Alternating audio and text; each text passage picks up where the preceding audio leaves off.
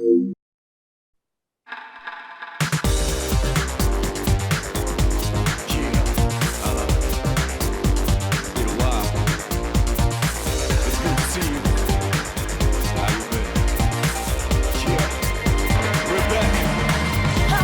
in my endless wait on a definitive Persona 3 re-release that takes the best aspects of Persona 3 Fez and Portable, I decided to buy Persona 3 Dancing in Moonlight. However, while playing I started to realize, wow, hey!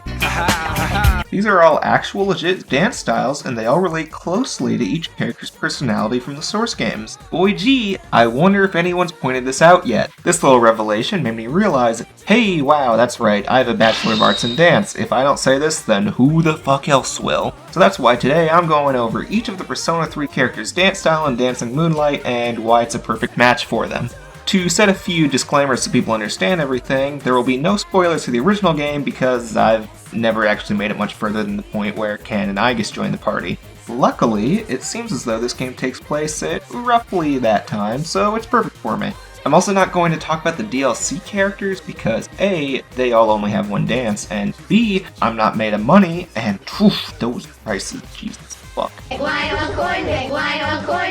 Next, while I don't think any of my dance peers are going to be watching this, I just want to remind you I've been retired a while now and some of my terminology is rusty. Lastly, I'm not going to spend much time talking about any of the duet sections. None of them really impress me choreographically on account of the minimal interactions between characters, and after my Final Fantasy XIII video, I'd like this to be a bit shorter. With all that out of the way, so I'm going to go by order of whose dances I enjoyed from least to most. This isn't as much a ranking list as much as my easiest way to format this video. Keep in mind that this is also just my personal, academically certified opinion.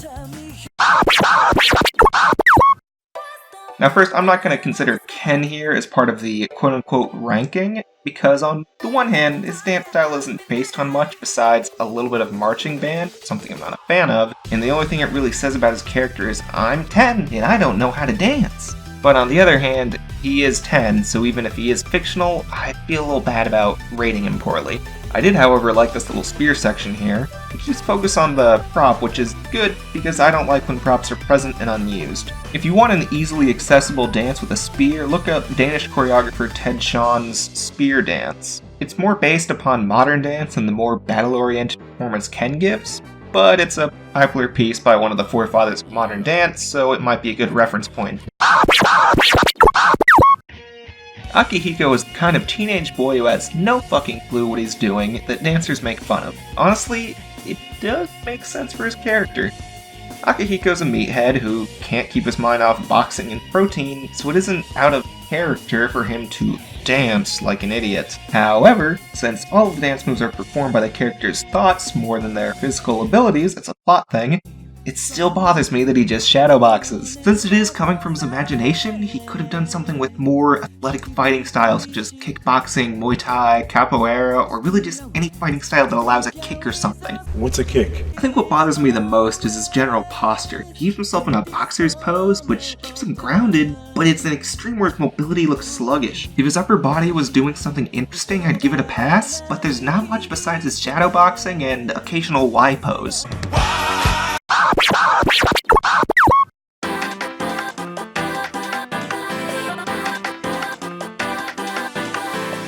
Alright, Fuka is probably the one I had the most trouble analyzing. I think it partially comes from the fact that, I'm sorry to any Fuka fans, I'm not really a big fan of her or her character archetype. Now, her dancing is similar to a musical theater type of jazz and fused with some idol dance elements, but it's rather reserved since she's a quiet and unsociable character. Focusing more on the musical theater aspect, you'll notice that Fuka diverts a lot of attention to her hands as though to tell a story. This is common in theater because the main performers would have a difficult time performing wind-stealing tricks, singing, and acting without a chance to rest. That's why entertaining arm movements are normally what the lead actors will use to divert attention from the unimpressive footwork.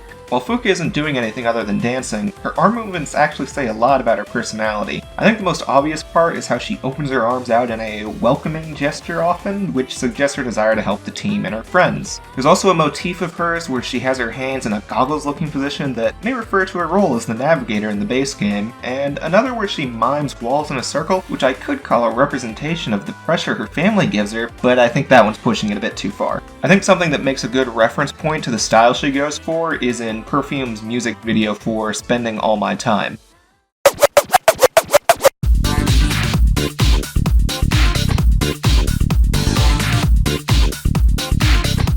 Getting into the characters that are based on more recognizable dance styles, Yukari here has a more modern type of jazz. You'll notice her dances are faster with more trick moves and an in-your-face style compared to Fuka's dances. A few aspects that are common are jumps and pirouettes that are typically the first impressive things people look for in a dance. But more impressive to me is that she clearly has a good sense of general dance basics. There are some parts where she does runajams, jazz squares, coupes, but what's most important to jazz are her isolations. Isolations are good ways to divert the audience to a specific body part and can allow more unique actions if someone's arms are isolated from what their hips are doing. The last thing I noticed in Yukari's dances is her use of spacing. First is how she actually dances to each of her spots, while Fuka normally did a cute anime walk to places and Akihiko did a boxer-like sidestep. Walking isn't necessarily wrong depending on the choreography, but you usually want to reserve it for the emotional low point in a solo, which Akihiko and Fuka didn't really do. And all the characters we have left are also good at that, which I mentioned so I don't need to mention it 4 more times. As well as her use of the horizontal stage, she also makes use of her vertical levels by crouching down to the floor and reaching a midway point between the floor and standing. Yukari also has the habit of making contact with herself a lot, which is common in modern jazz. How this relates to Yukari as a character can somewhat be directed to how she represents the Lover's Arcana in the regular game. Her dance is somewhat of a sociable kind, with many of her movements exuding sensuality. It's the kind of thing you can find in your usual pop music video, so you can really just check any Beyonce or Lady Gaga to look for it. It can also be assumed, since Yukari is somewhat of a more normal girl as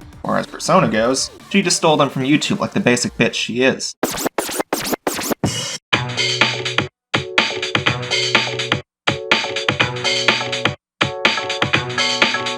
Junpei took me a little bit to figure out. I kinda thought they might be going for jazz or hip-hop, then I made one magic little addition to his wardrobe and whoa hey, this all makes sense. Now, first thing to note for all those who know literally nothing about dance, a tap shoe is made of 2 parts. One piece of metal at the ball of the foot and another on the heel. These 2 parts make completely different sounds when they hit the floor, which is why I'll notice that tap dancers will either put weight on their ball or their heel while dancing. And hey, would you look at Junpei's footwork? You'll also notice that he has very few jumps and turns compared to other characters, which is in line with most tap dances. The metal on a common tap shoe is slick, so dancers typically refrain from jumping or turning until the emotional high point unless the dancer is particularly good at them. Since tap is partially defined by its fast footwork, the upper body and arm motions are typically really loose and full of personality. You can see this in movies such as The Barclays of Broadway, Let's Dance, and Singin' in the Rain, and Junpei's dancing definitely appears similar to the type of dancing you'd see in those films. I picked those for an example because Junpei's personality isn't too far from what you'd see a character that Fred Astaire normally played. In one of Junpei's dances, he also gets a baseball bat as a prop, which is both in line with his portrayal in Persona 4 Arena, and because props are not uncommon in tap dances since choreographers want to find something to have the hands do besides lay limply at the dancer's sides like a jackass.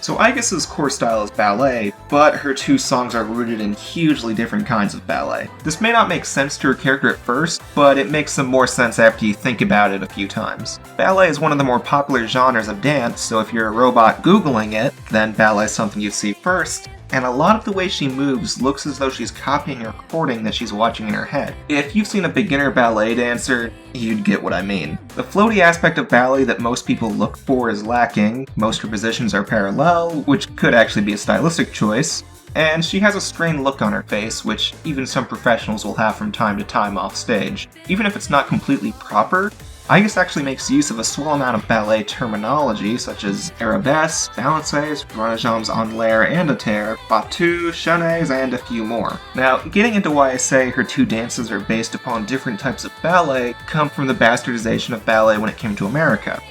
which was after the bastardization when it went to Russia, which was after the back-and-forth bastardization France, Spain, and Italy gave to it. But anyways, Westabu George Balanchine moved to America to make ballads, but he couldn't get Americans into that old dumb Eastern junk, so Mr. B decided to modernize things. I won't get into the technique and terminology he changed, but in terms of the general storytelling methods, he wanted to get rid of the fairies and princes to make something more in line with the mid-20th century. I guess his dance in A Way of Life feels more like the traditional fairies and princes dance, while her dance in Heartfelt Cry falls more in line with a modernist ballet. While her steps do differ in ways that would line up with each style, I more so say this by the way she pantomimes and reacts emotionally. I think it would be easier to just watch a few seconds of both while I shut the fuck up a second.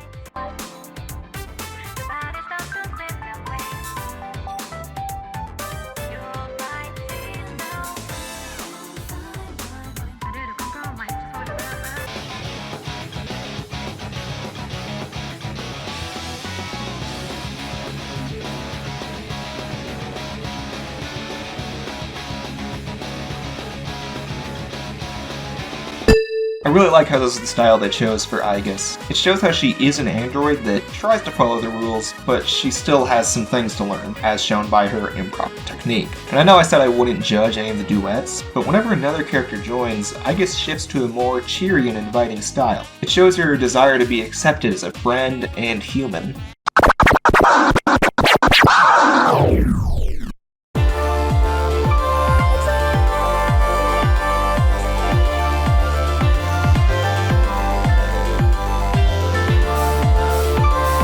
Character dance is a form of classical ballet that is based upon the old-timey European working class and is almost always extremely racist. Some of its traits include high heels, stomps, claps, degradation of the lower class by its association with aristocrats, scuffs, slides, small kicks, and jumps that travel out more than up. Mitsuru's dance style is heavily influenced by this, but she also has a heavy addition of bad bitch, because character dance is stuck in the past and this game was made in the 21st century. Character dance is usually present in stage ballets, and as such there's a hefty amount of ballet steps that carry over. But there's more traditional en-releve turns than I'd associate with character dance, but I guess I can categorize that in the bad bitch section. Since Mitsuru is a high-class woman from a wealthy family, it makes sense that she'd practice a dance style that has relation to rich ballroom settings. And since Mitsuru breaks from the norm by having more jazzy elements as well, I can only assume that this takes place after she learned what a hamburger was.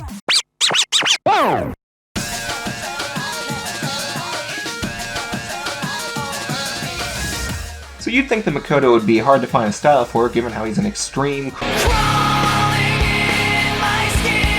self-insert coon stereotype, but they actually use that to his advantage. His dance style is most closely linked to contemporary with some hip-hop elements, which I say because contemporary is just the genre of dance people use when they don't feel like being restricted by the rule set to follow by ballet or modern. The hip-hop elements mostly come from the energy and emotion he has, but there's more traditional dance vocabulary present than normal hip-hop, which is why I don't want to categorize it as only hip-hop. There's also not really the same kind of tricks usually associated with it. For reference, I was never very good at hip-hop, but the only trick Makoto has that I couldn't do in my prime is this back walkover, which is more gymnastics anyways. Now, a lot of what he does was already used by everyone else, which is why I chose to talk about him last, but what's most impressive about Makoto is how he's essentially a casting director's wet dream. What I mean by this is that whenever someone else comes in as his partner, he shifts drastically to match their style. As in, he starts to match Mitsuru, Ken, and Junpei styles when they come in for their duet, and not really Akihiko, but maybe it's because he knows he sucks. Although, during this section in Brand New Day, he becomes what I refer to as a prop partner, which male dancers are relegated to fairly often. It's not necessarily bad from an audience's point of view. A man's job is often to make the girl look good, but from my been there done that point of view, it's really boring. Getting into how this relates to Makoto goes back to how he has the Fool Arcana, which is number 0 in most Tarot decks. The Persona games use this to represent how the main protagonist is empty, yet holding infinite potential within itself. And what that actually means is that it's the game's setup for how the social links shape the player character. For this reason, it makes perfect sense with how Makoto dances a style that is a giant mishmash of other dances. It sometimes leads to a few boring bits, but maybe it's just boring because you're a boring player. You ever think of that? After giving a hefty amount of hours into playing this game, I'm actually really surprised how much real dancing this game had in it. I was expecting it to be similar to its contemporaries like Idolmaster, Project Diva, that normally have pretty good theatrics, but boring dances. I just hope that you come out of this video with a better understanding of— oh fuck, I forgot Elizabeth. I'll crump with you, sweetie pie.